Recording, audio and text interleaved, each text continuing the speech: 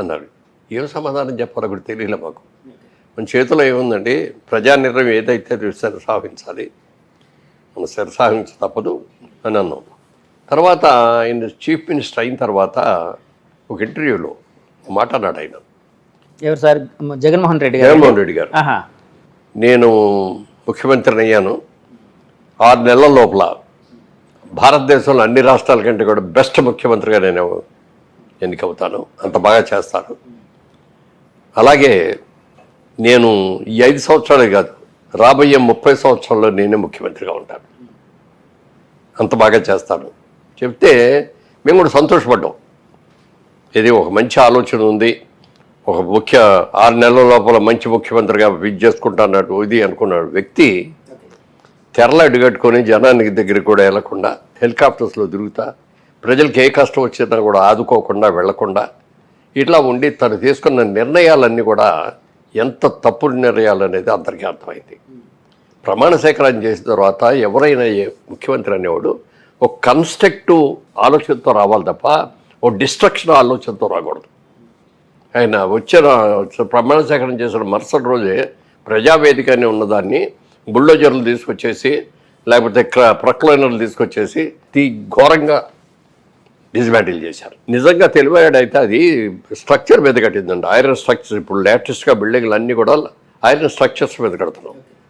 ఆ విధంగా కట్టారు చంద్రబాబు నాయుడు గారు ఆ రోజుల్లో. అది అక్కడ వద్దు అని అనుకుంటే ఊరినే ఊడదీసేసి మొత్తం అన్ని తీసుకెళ్ళి ఎక్కడ కావాలంటే అక్కడ మనం బిగించుకోవచ్చు. అలాగే దాన్ని వేరే అవసరాలకు కూడా వాడుకోవచ్చు. అది ఏమీ కాకుండా ఎప్పుడైతే ఆ ప్రొక్లైన్లో పెట్టి లాగేశారో పెద్ద పెద్ద గడ్డర్లు కూడా వంకరలు తిరిగిపోయి అన్నీ పడిపోయి ఇప్పటికే అదే మాదిరిగా ఉంది. ఒక సాక్ష్యం అలాగా. అంటే ప్రజాధనం అనేది అనవసరంగా వేస్ట్ అయ్యి ఇక్కడే బ్యాడ్ ఆయన మీద స్టార్ట్ అయింది. నెంబర్ 1.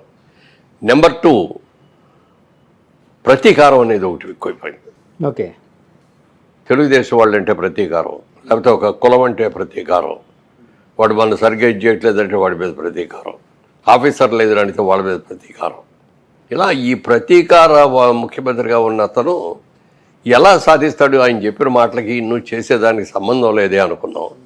ఈ 5 సంవత్సరాల్లో అందరూ కూడా చాలా విసికి వేసారి ఏం చేయాలో తెలియని పరిస్థితిలో ఉన్నారు. ఇది ఉన్నప్పుడు మన ఎలక్షన్లు జరుగుతుంటే మేమందరం కూడా అనుకున్నాం ఈసారి డెఫినెట్గా తెలుగుదేశం గెలుస్తుంది అనుకున్నారు సార్. ముందే అనుకున్నాం. అంటే సార్ యాక్చువల్గా జగన్ గారి విషయం వచ్చినప్పటికి 2024 మొన్న ఎలక్షన్కి వచ్చినప్పటికీ ఆయన సంక్షేమ పథకాలు చాలా ఎక్కువ చేశారు, జనాల్లో బాగా ఇది ఉంది, జనాల్లో మళ్ళీ జగన్ గారినే గెలిపించాలనే ఒక ఐడియాలజీ వచ్చిందని చెప్పి చాలామంది రాజకీయ విశ్లేషకులు కావచ్చు, అంటే ఆ నాయకులు వైసీపీ నాయకులు కూడా దాన్నే బలంగా నమ్మారు. అలాగే విశ్లేషకులు కూడా అలాగే చెప్పేవారు, ఎలాగైనా జగన్ గెలవబోతున్నారు ఎందుకంటే సంక్షేమం ఆయన గెలిపిస్తుందని. ఆయన కూడా ఒక మాట అన్నాడు, మీ కుటుంబంలో ఎవరికైనా మంచి జరిగితే నన్ను గెలిపించండి, జరగలేదు అనుకుంటే నన్ను ఓడించండి అన్నాడు. సో ఏదో ఒక విధంగా ఏదో ఒక పథకం ఈ ప్రతి కుటుంబానికి వెళ్ళింది కదండి.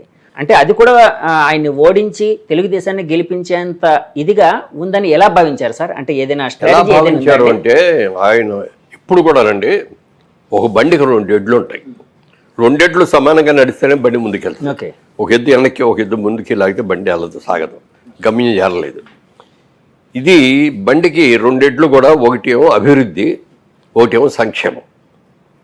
ఈ అభివృద్ధి సంక్షేమం 2 కూడా సమానంగా నడిస్తేనే అభివృద్ధి చేసుకుంటా వెళ్ళి సంక్షేమం మర్చిపోతే వీళ్ళందరూ కూడా పాపం పేదవాళ్ళందరూ కూడా చాలా ఇబ్బందులు పడిపోతారు, రైతులందరూ కూడా ఇబ్బంది పడిపోతారు. అందుకని సంక్షేమం చేస్తూ అభివృద్ధిని ఎక్కడా కూడా వెనక అడుగు వేయకుండా సమానంగా ఈక్వల్గా చేయాలి అభివృద్ధి. ఓకే, అభివృద్ధి చేయటం అంటే ఇండస్ట్రీస్ వచ్చేటట్టు చేయాలి, ఇన్స్టిట్యూషన్స్ వచ్చేటట్టు ఉండాలి, ఐటీ కంపెనీలు వచ్చేటట్టు చూడాలి, మన పిల్లలు చదువుకున్న వాళ్ళందరికీ చదువుకోవడానికి మంచి మంచి ఇన్స్టిట్యూషన్స్ రావాలి, చదువుకున్న వాళ్ళందరికీ కూడా ఉద్యోగాల కోసం ఇతర రాష్ట్రాలకు ఇతర దేశాలకు వెళ్లకుండా మన రాష్ట్రంలోనే మన దేశంలోనే మన ఊరి పక్కనే వాళ్ళకు ఉద్యోగం వచ్చేటట్టు ఉండి చేస్తే అది సంక్షేమం ఉంటే. ఆ సంక్షేమం చేయకుండా మనం ఏదో ఫూర్గా ఇస్తున్నాం వాళ్ళు తీసేసుకుంటున్నారు మనకే వేసేస్తారు అనుకుంటారు. ఎవడు కూడా ఏ తెలుగువాడు కూడా భిక్షగాడు కాదండి. దేహి అని బియ్యం అడుక్కొని లేకపోతే డబ్బులు అడుక్కొని ఆడిచ్చిన డబ్బులతో తీసి సంతృప్తి పడ్డావు. నువ్వు ఎవరినైనా ఏదన్నా నిజంగా చెయ్యాలి అంటే దీనికి చిన్న కథ ఒకటి చెప్తాను సార్. ఓ రాజుగారు ఇట్లాగే మంచి పేరు తెచ్చుకోవాలి అని చెప్పి మంత్రి గారిని పిలిచి మొత్తం రేపటి నుంచి మొత్తం చేపలన్నీ కూడా పట్టేసేసి ప్రతి ఇంటికి చేపలు సప్లై చేయండి ఫ్రీగా. ఓకే.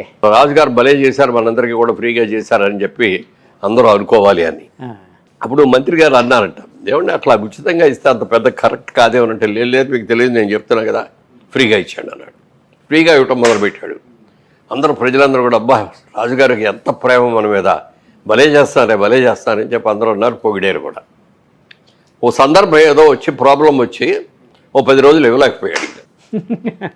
ఇదే ప్రజలు మొన్న పొగిడని ప్రజలే ఈ నాయకుడికి రాజుగారికి ఏం తెగులు వచ్చింది, చేపలు లేకపోతే మనం ఎంతో ఎట్లా బతుకుతాం, మనం ఎలా కూర తింటాం, ఎలా ఉంటాం అనుకుంటున్నాడు అని చెప్పి వాళ్ళే తిట్టం మొదలెట్టారు. అప్పుడు మంత్రి గారు వెళ్ళి, నేను ఆ రోజునే చెప్తే మీరు కాదన్నారండి, ఎప్పుడు కూడా ఏది మనం ఉచితంగా ఇవ్వకూడదండి, వాళ్ళని బెగ్గర్స్ లాగా మనం చూడకూడదు, వాళ్ళని వాళ్ళ కాళ్ళ మీద వాళ్ళు నుంచోని వాళ్ళ బతుకాళ్ళు బతికేటట్టు చేయాలి. మీరు చేపలు ఇస్తానన్నారే, పేదవాళ్ళందరూ అడిగిన వాళ్ళందరికీ వలలు ఇవ్వండి, ఈ వలతో వాళ్ళు చేపలు పట్టుకొని నేర్పిద్దాం. చేస్తే వాళ్ళే వెళ్ళి చేసుకుంటారు, వాళ్ళే చేపలు పట్టుకుంటారు, కొన్ని వాళ్ళు తింటారు, కొన్ని ఏమో మార్కెట్కి ఇచ్చి అమ్ముతారు, వాళ్ళ కాళ్ళ మీద వాళ్ళు ఉంటారు. మా రాజుగారు మాకు వలలు ఇచ్చారు, ఆయన పుణ్యం అంతా మేము ఇన్ని చేపలు పట్టుకొని మా కాళ్ళ మీద మేము నిలబడ్డామని చెయ్యాల్సింది అది. అలాంటివి చేస్తే ఎవరు కూడా ఇదొడదు. ఎవరన్నా వచ్చాడు కానీ నా ట్రస్ట్ గురించి చెప్తాను, దీని గురించి కూడా అప్పుడు కూడా నేను అనుకున్నది ఇది, ఊరికినే డబ్బులు ఇవ్వటం కాదు, మనం వాళ్ళ కాళ్ళ మీద వాళ్ళు నిలబడేటట్టు చేయాలి. అంటే స్టూడెంట్స్ని ఒక వర్గం, అది ఏంటి అనేది డీటెయిల్స్ తర్వాత చెప్తాను. పెద్ద చదువులు చదవలేకపోతారు పేద విద్యార్థులు, అలాంటి వాళ్ళకి మనం సహకారం చేస్తే వాడి కాళ్ళ మీద వాడు నిలబడటమే కాకుండా ఆ కుటుంబాన్ని, వాళ్ళ వెంట పిల్లల్ని అందరినీ కూడా పైకి తీసుకొస్తాడు. అది చెయ్యాలి మనం అని చెప్పి నేను ఆ విధంగా వెళ్ళాను. ట్రస్ట్, ఎడ్యుకేషన్ ట్రస్ట్ పెట్టుకొని ఇచ్చేసాను. అలా ఒక మంచి కార్యక్రమాలు చేయాలి, యాక్టర్స్ ఇన్వైట్ చేయాలి. ఉన్న కంపెనీలు కూడా పోగబెట్టి పంపించాడు. ఎన్ని కంపెనీలు పోయినాయి, వెనక్కి ఎన్ని ఐటీ కంపెనీలు పోయినాయి. ఆల్రెడీ అక్కడే ఉన్నటువంటి అమర్రాజా బ్యాటరీస్, అది వాళ్ళు అమెరికా నుంచి వాళ్ళు ఇండియాకి రావాలని ఇక్కడికి వచ్చి ఇండస్ట్రీ పెట్టుకోవాలని అనుకొని, వాళ్ళకి తిరుపతి దగ్గరలో వాళ్ళకున్న పొలాల్లో వాళ్ళు ఇంకా కావాల్సిన కొనుక్కొని వాళ్ళు చేశారు అక్కడ. గల్లా జయదేవ్ గారు వాళ్ళు. కానీ అది చాలా అద్భుతంగా డెవలప్ చేశారు. దాంట్లోనే క్యాంపస్లోనే స్కూల్స్ పెట్టారు, మరి అన్నీ చాలా పెట్టారు. ఆ చైర్మన్ గారు కూడా క్యాంపస్లోనే ఉంటారు, అక్కడే ఉండేవారు సార్. గల్లా అరుణ్ గారి హస్బెండ్ అండి. అవును, వాళ్ళందరూ కూడా అక్కడే ఉండేవారు. ఓకే. అలాంటిది అంత అద్భుతం చేసి ఆ ఏరియా వాళ్ళందరికీ అన్ని ఉద్యోగాలు ఇచ్చి, ఇది ఎడ్యుకేటెడ్ వాళ్ళకి ఉద్యోగాలే కాకుండా కొంతమంది ఆడపిల్లలకి 10th వరకు చదువుకున్న ఆడపిల్లలు కూడా బోల్డెన్ని ఉద్యోగాలు ఇచ్చారు. ఆడపిల్లలు పెళ్లిగాని ఆడపిల్లలు ఒంటరిగా రాలేరని చెప్పి అక్కడే హాస్టల్ కట్టారు దాంట్లో.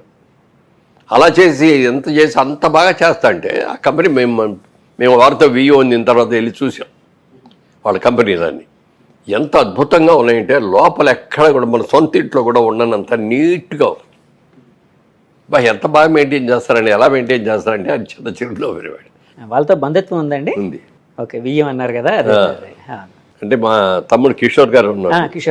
కిషోర్ గారు అమ్మాయిని అమర్రాజా బ్యాటరీస్ వాళ్ళ రమగారని, డాక్టర్ రమ అని ఆవిడ హస్బెండ్ ఇద్దరు కూడా డాక్టర్స్ అమెరికాలో. వాళ్ళు కూడా ఇక్కడికి వచ్చి తిరుపతిలో అమరా బ్యాటరీస్ అని, అమరా హాస్పిటల్స్, అమరా హాస్పిటల్ చాలా పెద్ద హాస్పిటల్ కట్టారు.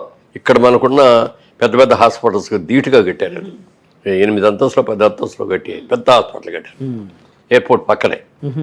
ఇక అన్ని ఇవి పెట్టి చాలా బాగా చేశారు. ఇప్పుడు వాళ్ళ అబ్బాయికి మా తమ్ముడు కూతుర్ని అతను ఇప్పుడు అమరాజాలో one of the director. So ఆ బంధుత్వంతో ఒకసారి అక్కడికి వెళ్ళిన తర్వాత చూసిన తర్వాత వాళ్ళకి ఎలా పొగబెట్టాలా అని వాళ్ళకి పొగబెట్టి, మీ దాంట్లో అన్నీ కూడా సరిగ్గా లేవు, లోపలంతా పొల్యూషన్ విపరీతంగా ఉంది, దీని మూలంగా ఇది అవుతుంది, అందుకని వాళ్ళకి కరెంట్ కట్ చేశాడు, పవర్ కట్ చేశాడు, ఏదో జనరేటర్ మీద మేనేజ్ చేసి ఏదో చేశాడు. అలాంటి వాళ్ళు చేయగానే వాళ్ళకు కూడా మనసు విరిగిపోయి, ఈ రాజకీయాల్లో మనం ఉండటం మూలంగా కదా ఇది వచ్చిందని ఆయన రాజకీయాల నుంచి కూడా గల్లా జయదేవ్ గారు కూడా బయటికి వెళ్ళిపోయి. సార్ ఆయన యాక్చువల్గా వీళ్ళు వైసీపీ వాళ్ళు ఆ టైంలోని పొలిటికల్ ఎనిమిటీతోని వీళ్ళు ఇలా చేస్తున్నారు, మమ్మల్ని వేధిస్తున్నారని చెప్పి జయదేవ్ గారు తెలుగుదేశం నాయకులు ఆరోపించినప్పుడు, లేదు అందులో ఏదో లొసుగులు ఉన్నాయి, దానికి సంబంధించి మేము చేస్తున్నాం, మేము ఎప్పుడు ఎవరిని వేధించాం, మాకు ఇక్కడ ఉండడం వీళ్ళు ముఖ్యం అన్నట్టు కొంచెం మాట్లాడారండి వైసీపీ నాయకులు. క్లియర్గా పొలిటికల్ ఎనిమిటీతోనే చేశారా సార్ ఇది? మీరు అలాగే భావిస్తున్నారా? అంటే ఇదంతా జరిగిందంతా పొలిటికల్ రివెంజ్ కోసమనే చేసినట్టు భావిస్తున్నారా?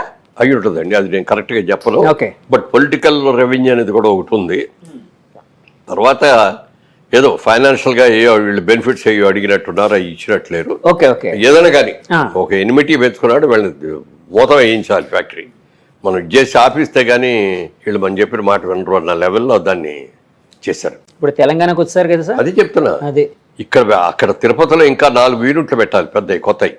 అవి ఎక్కడ పెడితే ఎందుకు ఇప్పటికే చాలా ప్రాబ్లం ఉంది, కొత్తవి కూడా ఇక్కడ ఎందుకు పెట్టుకోవడం. తమిళనాడుకు వెళ్ళారు, తెలంగాణకు వచ్చారు, తమిళనాడుకి వెళ్ళారు, మహారాష్ట్రకి వెళ్ళారు, ఢిల్లీ దగ్గర ఏదో చోట ఒకటి, ఇట్లా 4 చోట్ల అవి పెట్టేస్తున్నారు.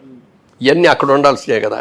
సో జగన్మోహన్ రెడ్డి గారు ఓడిపోవడానికి ఇలాంటి అంటే ఇండస్ట్రీస్ రాకుండా ఇండస్ట్రీస్ తరలి వెళ్ళిపోయి అన్ని వర్గాల వాళ్ళకి కూడా నష్టమే జరిగింది. రోజు కూలి చేసుకునే కూలివాడికి చూస్తే వాడు తాపి వాడు మేస్తో ఇట్లాంటి అయితే కన్స్ట్రక్షన్ ఇంట్లో ఉంటాడు. తాపి మేస్త్రి ఉన్నా కూడా కింద ఇసుకు తెచ్చేవాడికి, సిమెంట్ మోసుకొచ్చేవాడికి, ఇది చేసేవాడు కూలీలు, అన్ఎడ్యుకేటెడ్ లేబర్ ఉంటారు. వాళ్ళందరికీ చేతి నిండా పనులు ఉంటాయి. పైగా చంద్రబాబు నాయుడు గారు అమరావతి క్యాపిటల్ అని చెప్పి దాని అక్కడ విపరీతమైన కన్స్ట్రక్షన్ అనుకున్నాడు. లేబర్ అందరూ అక్కడికి వెళ్ళి ఉండేవారు. అవునండి. ఎవరు వెళ్ళా, యాక్టివిటీ అంతా కూడా తీసేశారు, వాళ్ళకి పనులు దొరకలా. చంద్రబాబు నాయుడు గారు ఉండగా ఇసుక ఫ్రీగా ఇచ్చాడు అందరికీ. మీరు ఎవరికి కావాలన్నా ఇసుక తీసుకోండి, దీని మీద ఏమి ఇది ఉండదు అని. రైతులకు కావాలంటే వాళ్ళ నుంచి ట్రాక్టర్స్ తెచ్చి ట్రాక్టర్స్లో తీసుకెళ్ళండి ఇట్లా అన్నారు. అవన్నీ ఎప్పుడైతే ఆపేశాడు మొత్తం ఇసుక, అసలు ఎన్ని రోజులు ట్రాక్టర్ ఇసుక 10,000 సంథింగ్, అదే 15,000, 20,000 అంతంత రేటు పెడుతుంటే ఎవరు కొనగలరు, ఎవరు తీసుకెళ్ళరు, ఎవరు ఇల్లు కట్టగలరు? పల్లెటూరులో ఉండే ఒక మధ్యతరగతి కుటుంబీకుడు అంతంత రేటుతో ఇసుక కొనుక్కునేవాడు కట్టగలరండి. దాంతో తాపి వాళ్ళకి పనులు ఆగిపోయినాయి, కూలీలకి ఎవరికి పనులు లేవు. దాదాపు 3 నెలలు పస్తు పడుకున్నారు వాళ్ళందరూ కూడా. అలా చూసుకోండి.